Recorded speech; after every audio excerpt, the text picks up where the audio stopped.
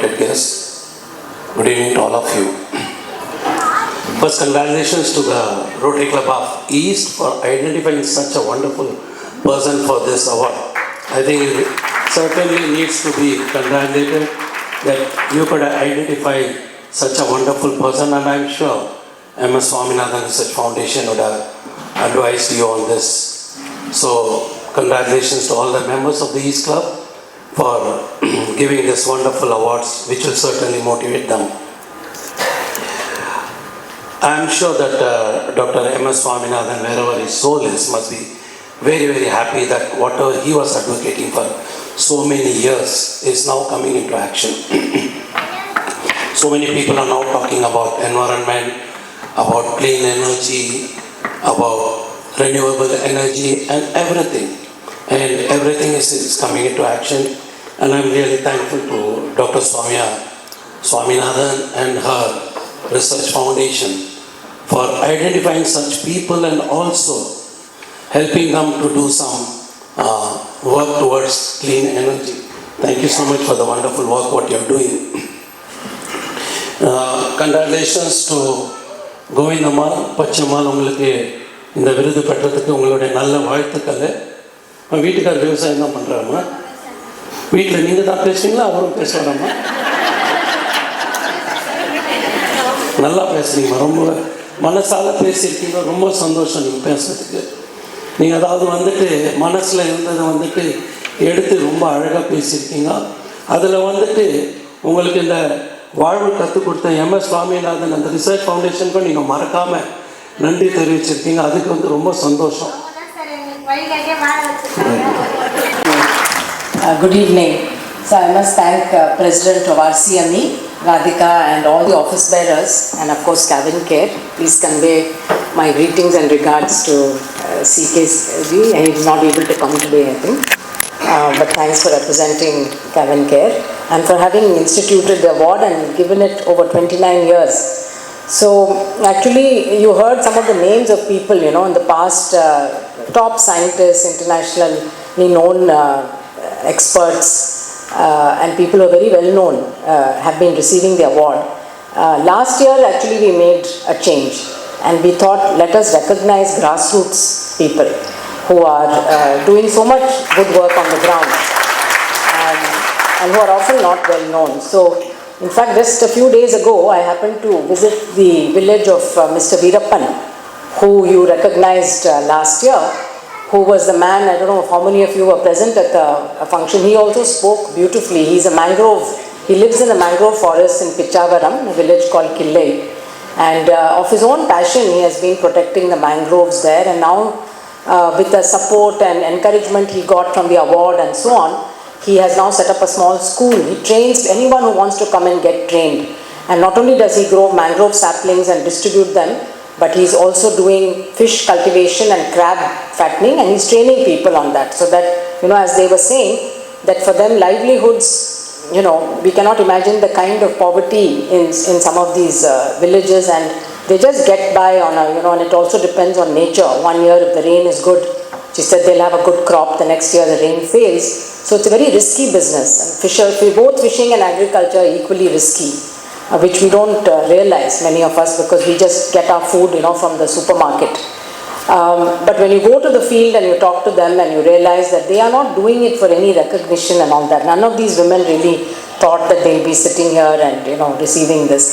They do it because they feel it's the right thing to do. That's what Mr. Veerappan said last year, that I do it because I love my mangroves. And I know that if the mangroves die, then we also have no future. So when there is no nature, there's going to be nothing left, because all our food, our medicines, the clean air, the clean water, everything is nature's ecosystem services, which we take for granted. And like she said, the amount of plastic in the ocean, scientists have estimated that, they project that by 2050 there will be more plastic than fish in the ocean. So can you imagine what that kind of situation can be? So it's really efforts like this, grassroots efforts through communities, who are doing it not to earn. They're earning it, it is incidental, they're happy.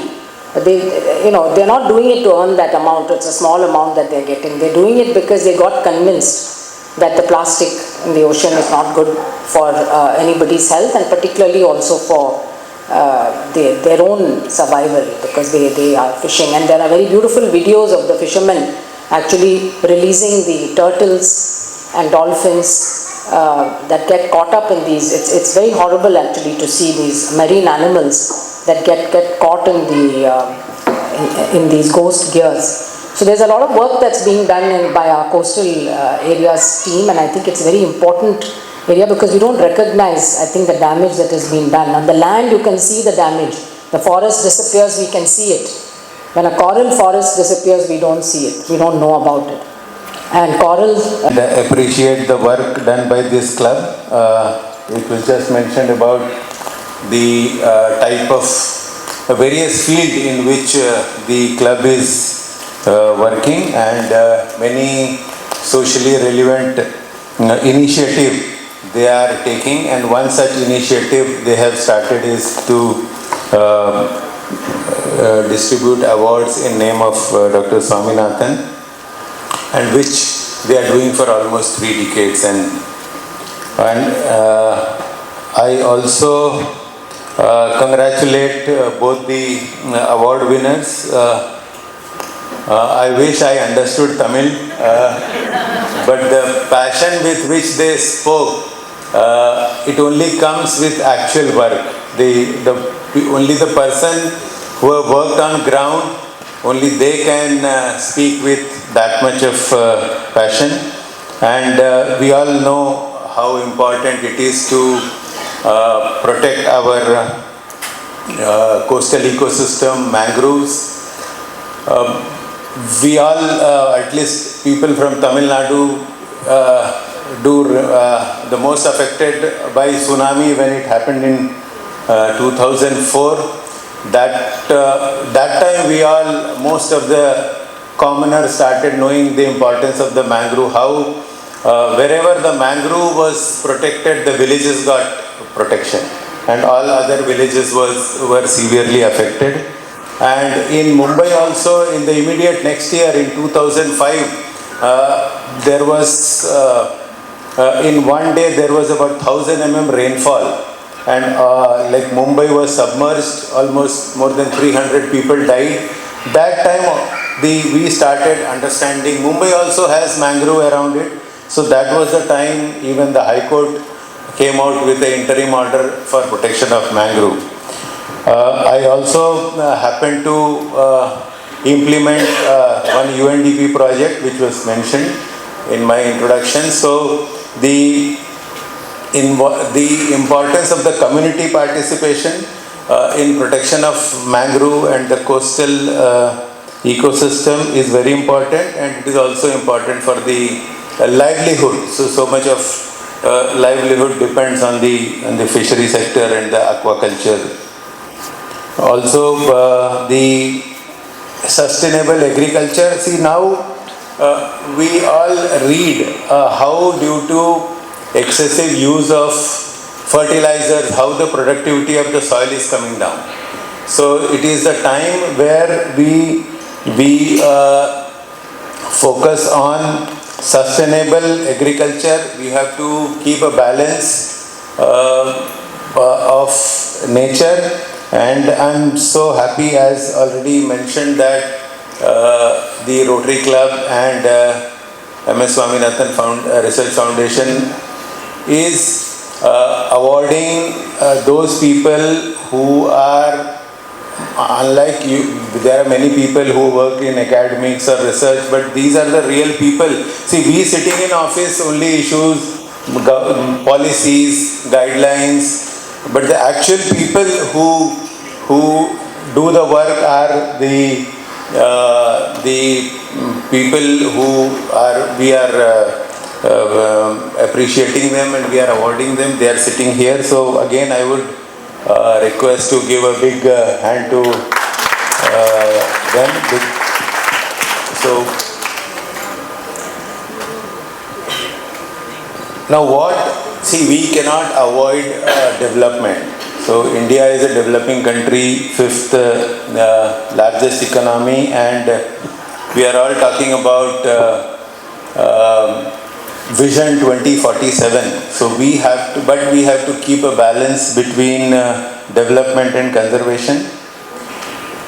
India's agricultural biodiversity, our indigenous seed varieties, our traditional farming knowledge system, our rich agroecological zones, they are not to be treated as an obstacle in progress, but it has to be protected for our future. So these are the greatest insurance against the uncertainties of climate and also greatest asset in building our food system, which is both productive and resilient. I don't know, some of you, we used to remember when we were young in the school going days, we used to get that red wheat imported from USA. Our country was so deficient in food that we had to depend on America, and they used to send the wheat which I think probably their cattle would also not eat. That's